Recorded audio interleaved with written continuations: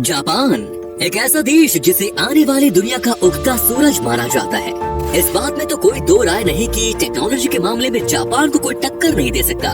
पर इन सब के अलावा जापान को एक गायन शौचालय का भी देश कहा जाता है, या फिर एक ऐसा देश जहाँ की ट्रैफिक लाइट्स ब्लू कलर की होती हैं। और भी बहुत सारी चीजें हैं जो इस देश को दुनिया से बिल्कुल अलग बनाती है। तो चलिए खुलकर जानते हैं इस देश के बारे में। Number 1, square watermelons. दोस्तों, तरबूज के इस आकार का आविष्कार पिछले 70s में एक ग्राफिक डिजाइनर की मदद से किया गया था, क्योंकि इस आकार में इन्हें फ्रिज में मजबूती से रखा जा सकता है और काफी आराम से काटा भी जा सकता है। जापान के किसान इन्हें एक स्पेशल कंटेनर में उगाते हैं, जैसे कि ये काफी महंगे और खूबसूरत होते हैं। लोग इन्हें खाने के तौर पर न खरीद के सजाने के तौर पर ज्यादा खरीदते हैं। नंबर 2, रामेन नूडल्स बार। हाकोन में बसे इस यूनशान स्पा रिजोर्ट में सुअर के मांस का सूप और रामेन नूडल्स खिलाकर लोगों का दिल बड़े आराम से जीत लिया जाता है। जापान के काफी लोग इसके पीछे दीवाने हैं। उनका ये मानना है कि सुअर के मांस का सूप उनकी त्वचा के लिए बहुत लाभदायक है, क्योंकि उसमें भारी मात्रा में कोलेजन पाया जाता है। Number 3, bizarre flavour of KitKat. Chilli paper, wasabi, sweet potato, grill corn, soybean, salt watermelon, mango, green tea, ये सब बस कुछ किटकैट के छाटे गए फ्लेवर्स हैं जो जापान के लोग खाते हैं। इनमें से आप कौन सा खाना पसंद करेंगे कमेंट्स में जरूर बताएं। Number 4, fake food. जापान के कुछ एक्सपर्ट्स प्लास्टिक और वैक्स की मदद से खाना बनाते हैं, और वो भी देखने में उतना ही लजीज लगता है जितना कि असली खाना लगता है। जापान के कितने ही रेस्टोरेंट्स इन प्लास्टिक के खानों को अपने रेस्टोरेंट्स की खिड़की के पास लगाकर भूखे इंसानों का ध्यान खींचने की कोशिश करते हैं। और आपको बता दूं कि इन प्लास्टिक के खानों को तैयार कराने में बहुत ज्यादा पैसे खर्च होते हैं। Number 5, rabbit island. 1940 की बात है, जब वैज्ञानिक ओकुनाशिमा आइलैंड पर कुछ चूहे लाए और उन पर टेस्ट करने का सोचा। पर कुछ महीनों बाद वहाँ उनकी तादाद इतनी बढ़ गई कि लोग वहाँ घूमने जाने लगे और अब वो एक टूरिस्ट प्लेस बन गया।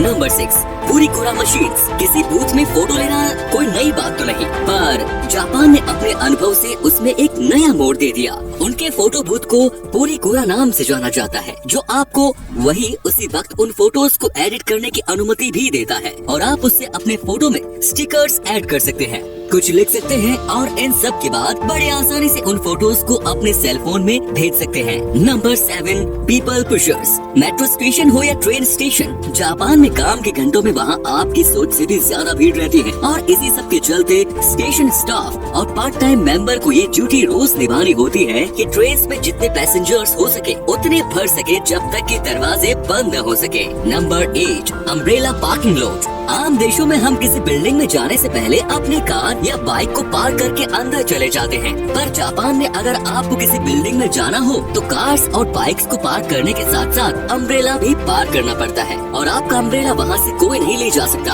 अम्ब्रेला पार्क करने के पीछे मकसद ये है कि आप बिल्डिंग को पानी करने से बचा सकते हैं अगर आपका अम्ब्रेला पानी से तर हो। जापान के लगभग सभी सरकारी बिल्डिंग, होटल और ऑफिसेज में इन अम्ब्रेला पार्किंग लॉट का इस्तेमाल होता है। Number 9, millions of vending machines. दुनिया के कई देशों में वेंडिंग मशीन नाम की कोई चीज ही नहीं है, वहीं पूरे जापान में 5 मिलियन से भी ज्यादा वेंडिंग मशीन्स का इस्तेमाल होता है। जापान के लोगों का देर रात तक काम करना बिल्कुल आम बात है, और इसीलिए उनके स्नैक्स और सोडा के लिए ही इन वेंडिंग मशीन्स का इस्तेमाल ज्यादा होता है। पर वैसे आप इन वेंडिंग मशीन से कुछ भी खरीद सकते हैं, महली से लेकर अंडरवियर भी, कुछ भी। तो दोस्तों, आप क्या सोचते हैं, हमारे देश में भी ये सुविधा उपलब्ध होनी चाहिए या नहीं, कमेंट्स में जरूर बताएं। Number 10, train delays make headlines. समय की पाबंदी और अनुशासन का जापान में बड़ा महत्व है, और ट्रेन स्टेशन इस चीज से बचने के लिए कुछ भी कर सकते हैं। दोस्तों, अगर ट्रेन 5 मिनट भी लेट हो जाए तो रेलवे कंपनी को एक उनके वर्कर्स और पैसेंजर्स के लिए डिले सर्टिफिकेट देना पड़ता है, जिन्होंने उनकी वजह से शायद कोई इम्पोर्टेंट मीटिंग मिस कर दी हो। और अगर ट्रेन किसी वजह से 1 घंटे से ज्यादा लेट हो जाए तो रेलवे कंपनी को न्यूज़पेपर में एक माफीनामा देना पड़ता है। Number 11, silent karaoke. कोन के आकार का बना ये माइक्रोफोन एक अलग तरह का माइक्रोफोन है। इसे वहाँ के लोग अपने मुंह के ऊपर लगा के रखते हैं। इसकी मदद से वो अपनी भुनभुनाहट को दूसरों तक नहीं ले जाने देते। अक्सर जापान में इस गैजेट का इस्तेमाल ज्यादातर वो लोग करते हैं जो अपने अगल बगल के लोगों को परेशान नहीं करना चाहते, या फिर वो लोग जिन्हें पब्लिक प्लेस में खुद में गाना गाने में शर्म आती है। Number 12, polite slurping. वैसे तो दुनिया में कितने ही देशों में झुकने को अच्छा नहीं माना जाता, पर जापान में झुकने से ही किसी खाने की प्रशंसा मानी जाती है। अगर नूडल्स खाते वक्त आप झुके नहीं तो उस रेस्टोरेंट का शेफ ये समझेगा कि आपको उसका नूडल पसंद नहीं आया। Number 13, face napkins. ये तो आप जानते ही होंगे कि जब कभी भी हम बर्गर खाते हैं तो हमारे मुंह पे केचप लग ही जाता है, चाहे हम कितना ही आराम से क्यों न खाएं। पर वहाँ के एक रेस्टोरेंट के मालिक ने इसका इलाज ढूंढ लिया है। वो रेस्टोरेंट में आने वाले मेहमानों का चेहरा एक अलग तरह की नैपकिन से कवर कर देते हैं, जिससे कि उनके बर्गर खाने से उनका चेहरा गंदा नहीं होता। पर हाँ दोस्तों, देखने में थोड़ा अजीब जरूर लगता है। Number 14, water saving sinks. Japan में इन बेसिन्स को बिल्कुल टॉयलेट्स के बगल में लगाया जाता है, और ऐसा इसलिए क्योंकि टॉयलेट के तुरंत बाद पहले आप अपने हाथ धो लें और फिर वही पानी आप फ्लश के लिए इस्तेमाल कर सके। तो इसी तरीके से आप एक ही पानी से 2 काम कर सकते हैं। Number 15, strange mayo.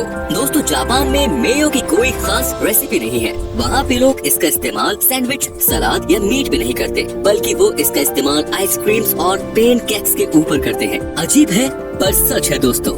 Number 16, naps at work. Japan में अगर किसी इंसान को झपकी लेते हुए पाया गया तो उसको मेहनत से काम करने की निशानी माना जाता है, और इसीलिए वहाँ झपकी लेने को बिल्कुल गलत नहीं माना जाता। पर अगर हमारे देश में ऐसा कर दिया जाए तो उसे तो काम से निकाल देंगे, है कि नहीं दोस्तों।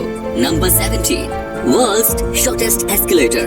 कावासाकी शहर के मोर्स डिपार्टमेंट स्टोर में आपको दुनिया का सबसे छोटा एस्केलेटर देखने को मिल जाएगा। इस एस्केलेटर में बस 5 सीढ़ियाँ हैं और सिर्फ 33 इंच लंबी। ये तो है जापान के लोग टेक्नोलॉजी का भरपूर इस्तेमाल करते हैं। Number 18, doll village. जापान के इस गांव नागरो की आबादी 300 लोगों की हुआ करती थी, पर इस गांव में अब 40 के आसपास ही लोग रहते हैं। एक लोकल आर्टिस्ट सुकीमी आयानो ने इंसानों के आकार की गुड़िया बनाई, जिनमें से कई सारे वहाँ के लोगों की तरह लगती थी, और उन्हें वहाँ ऐसे रखा जाता था जैसे वो कोई काम कर रहे हो, जैसे कि उन्हें गांव के स्कूल में किसी क्लासरूम में बैठा दिया जाता है, जो कि शायद अब कुछ दिनों पहले बंद कर दिया गया है। Number 19, number force. दोस्तों, जापान के कल्चर में ये बहुत आम है कि वहाँ के लोग 4 नंबर से बहुत बचते हैं, क्योंकि वो लोग इसे बहुत अशुभ समझते हैं, और इसीलिए जापान की बिल्डिंग्स 4 फ्लोर की नहीं होती, और वहाँ की दुकानों पर चम्मच के सेट भी नहीं बिकते। उन्हें 4 नंबर से इतनी नफरत है कि वो घर में 4 मेहमानों को भी नहीं आने देते। वो उसे कोई अशुभ काम की निशानी मानते हैं।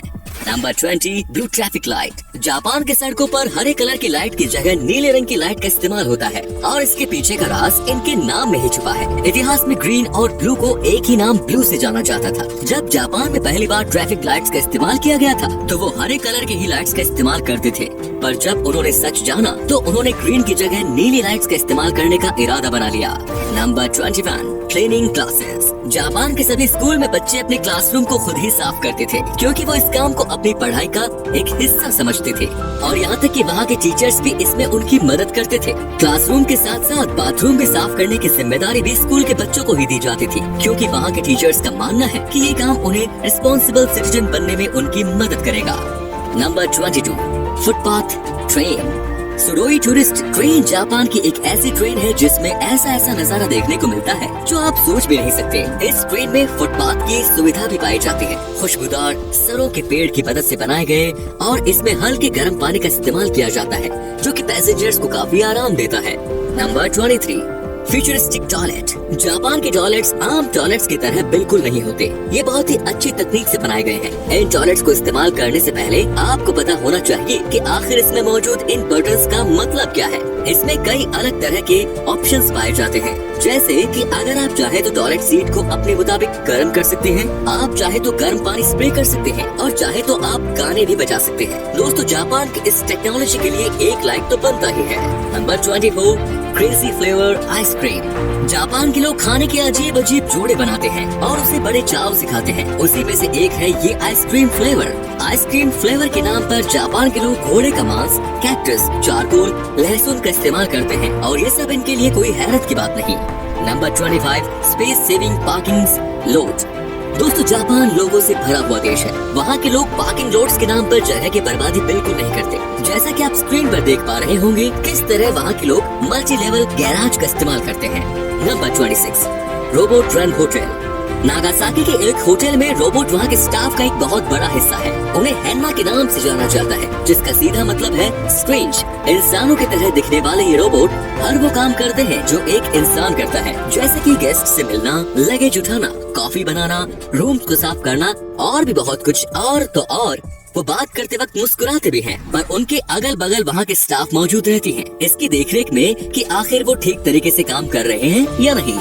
Number 27, cafe companion. किसी कैफे में अकेले बैठकर कॉफी या खाना खाना हो तो बहुत लोगों के लिए आम बात होगी, पर जापान में ऐसा कुछ नहीं है। यहाँ पे आपके सामने बड़े बड़े कार्टून्स बिल्कुल आपके सामने बैठे होंगे, जिससे कि आपको अकेलापन बिल्कुल महसूस नहीं होगा। तो दोस्तों आज के लिए बस इतना ही। अगर इस वीडियो से आपने कुछ नया सीखा तो वीडियो को लाइक करना बिल्कुल ना भूलें, और इसी तरह की वीडियोस का मजा उठाने के लिए